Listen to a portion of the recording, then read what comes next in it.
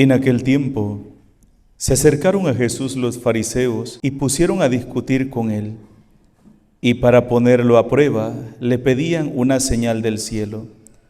Jesús suspiró profundamente y dijo: ¿por qué esta gente busca una señal?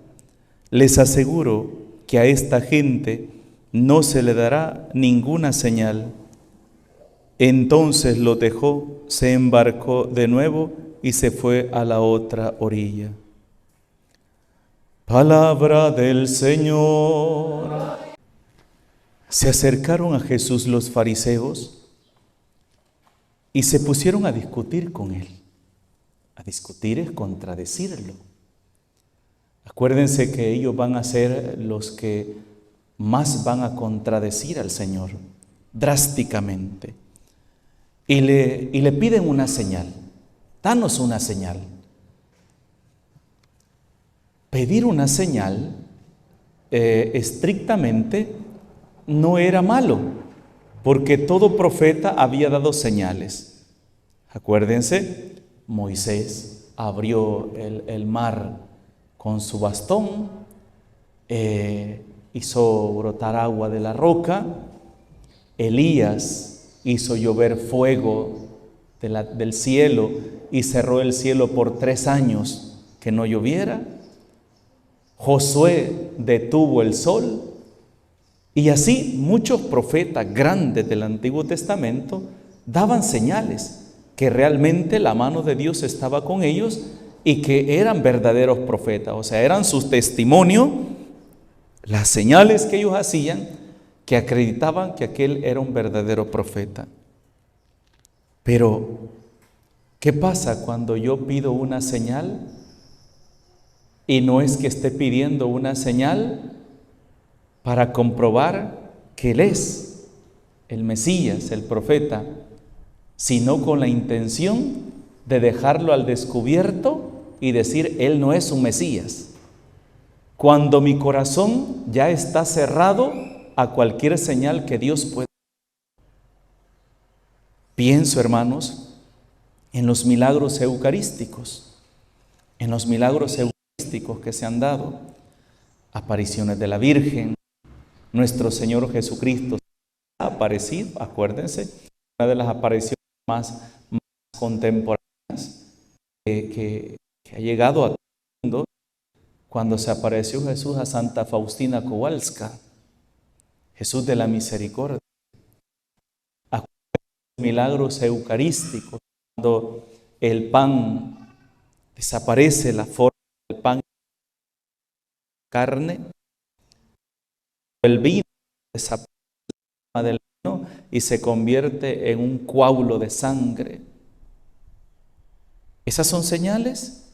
Sí, son señales. ¿Y no? Porque simplemente es satisfacer la curiosidad, pero no.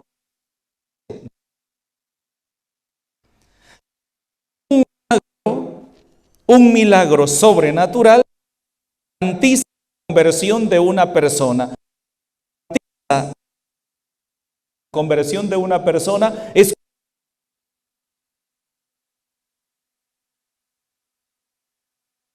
hay vida, hay libertad. Palabra, hay verdad. Verdadera. Libre de mi necedad, mi mentira. ¿Qué hace el pecado? El pecado, lo que hace, hermanos, es hacernos creer una felicidad que no existe. Es hacernos creer que donde estamos bien y que no hay otra vida aparte de esa, y que la única vida que verdaderamente vale la pena es esa. Como muchos dicen, aprovechemos, la vida es una sola, la vida no se repite. Si no aprovechas hoy, no lo podrás tener otra oportunidad. Pero eso no lo dicen en cuanto a una oportunidad para hacer las cosas bien, una obra buena, no. Sino muchas veces para pecar, dejarse arrastrar por la carne, por los vicios. Cuando de repente ven a un joven que solo está metido en la iglesia y anda vestido honestamente, una muchacha honestamente, ¿qué es lo que dicen? ¡Qué desperdicio! Pobrecito ese muchacho, esa muchacha, mire, solo metido en la iglesia. Ahí está desperdiciando su juventud. Ahí la está desperdiciando. Y muchos creen eso. Me acuerdo de una señora que cuando su hija se iba a ir para el convento, decía, no, yo no quiero ver a mi hija consumirse en un convento, no, yo quiero que mi hija se case, tenga hijos, sea feliz, pensando que al entrar en un convento, su hija iba a ser la persona más desdichada de este mundo. Cuando esta hermanita entró al convento, sin importar que su madre se opusiera totalmente, y cuando la vio a ella ya realizada como una religiosa con su hábito, y empezó a ver a las compañeras de la escuela de ella, muchachas de la misma edad, que hoy el muchacho la sacó embarazada, la dejó botada, ella anda con un muchachito aquí trabado en la cintura, otras están casadas y el muchacho le está dando mala vida. ¿Sabe qué decía esa madre? Decía, mi hija está en el mejor lugar. Mi hija está en el mejor lugar. Y yo a veces me pongo a pensar, por haberme metido a la iglesia desde jovencito, desde la edad de 15 años, yo era celebrador de la palabra en mi comunidad. Y por ser celebrador de la palabra me daba vergüenza hacer lo que mis compañeros de mi misma edad hacían, que se iban a los bailes y que quizás algunos echaban su traguito. Y yo decía, no, yo no puedo porque me da pena, ¿verdad? No había quien celebrara la palabra, pues a mí me tocaba. Entonces me da pena y empecé a evitarme aquellas cosas. Y yo digo, ¿de cuántas cosas me salvó el Señor? ¿De cuántas cosas me salvó? Por andar en su camino. Ahí está la señal. Esa es la señal que muy pocos ven. La señal más grande es que en la palabra de Dios hay sabiduría de vida. No una sabiduría terrenal, ambiciosa, codiciosa, no. Una ambición, una sabiduría de vida eterna.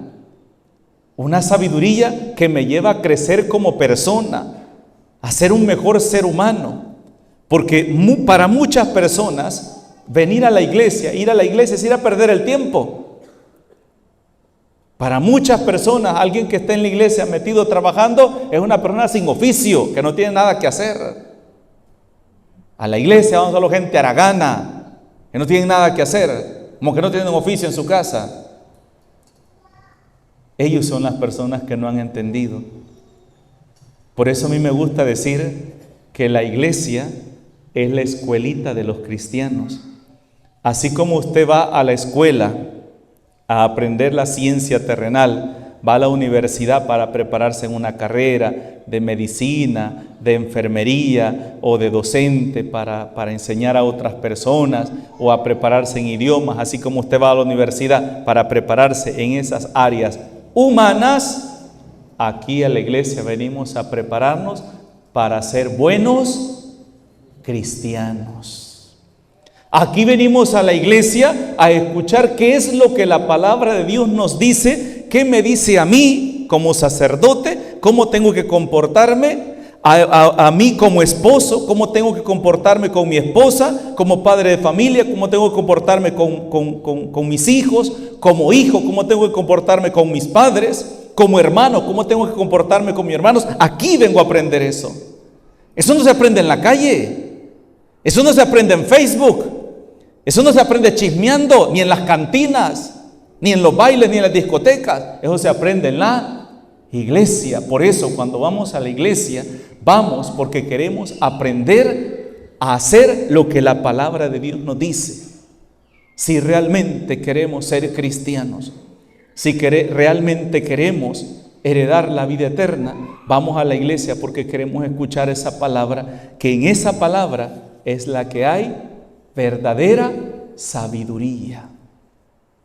Por eso, en otro pasaje, cuando a Jesús también le van a pedir una señal, Jesús va a decir: a esta gente perversa, así le llama también, perversa. ¿Quién es una persona perversa? Un perverso es aquel que no quiere cambiar de vida. Esa es una persona perversa. Y entonces Jesús va a decir: a esta gente perversa no se le dará otra señal que la señal de Jonás. ¿Y saben qué fue lo que hizo Jonás? Pueblo de Nínive, dentro de 40 días Dios va a destruir esta ciudad porque los pecados de ustedes han llegado hasta la presencia de Dios. ¿Sabe qué dijo Nínive? No dijo: ¿cuáles pecados? ¿Cuáles pecados? ¿Cuándo me viste? ¿Me has visto pecando? ¿Cuál es pecado? ¿Cuál es pecado? A ver, decime. No. ¿Sabe qué dijo Nínive? Es cierto. Hemos cometido injusticias.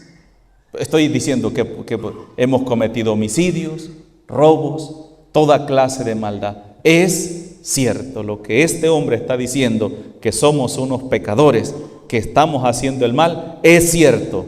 Él no nos ha visto, pero ustedes y yo sabemos que sí somos unos pecadores. Entonces dijeron: necesitamos cambiar. ¿Y saben qué fue lo que pasó con Jesús, nuestro Señor? Le estaba diciendo en su cara que estaban haciendo mal. ¿Y ellos qué decían? ¿No es cierto? ¿No es cierto? Cuando lo atacaban de una manera u otra: esta expulsa a los demonios con el dedo de Belcebú, Satanás. Y les dice Jesús: oiganme, ¿y cuándo han visto que un reino dividido puede sobrevivir? No puede. Y si yo expulso al demonio con el poder del demonio, y los hijos de ustedes con el poder de quien los expulsan. Hablaba con ellos, trataba de hacerles entender, pero ¿por qué no entendían? ¿Porque eran incapaces de entender? No, porque no querían. Y no hay cosa más terrible tratar de querer ayudar a cambiar a una persona que no quiere cambiar.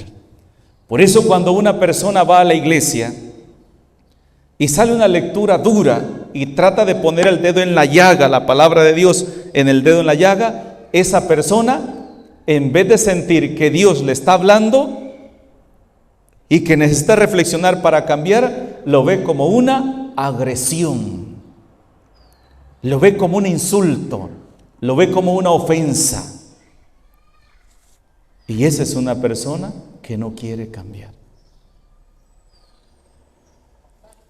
Solamente pensemos, hermanos, si cada uno de nosotros que conocemos la palabra de Dios, ustedes son de misa diaria, escuchan diariamente la palabra de Dios, ¿qué pasaría en nuestras vidas si tratáramos de encarnar perfectamente la palabra de Dios, si tratáramos de cumplirla con exactitud, así como cuando le dicen usted diabético y tiene que tomarse la pastillita de la insulina a las 6 de la mañana, a las 6 de la tarde, y usted está exactamente pendiente? Ya faltan 5, ya va a preparar el vaso, faltan 3, ya saca la pastilla, falta 1, exactamente, porque a las 6 en punto tiene que tomar la pastillita y a las 6 de la tarde la otra.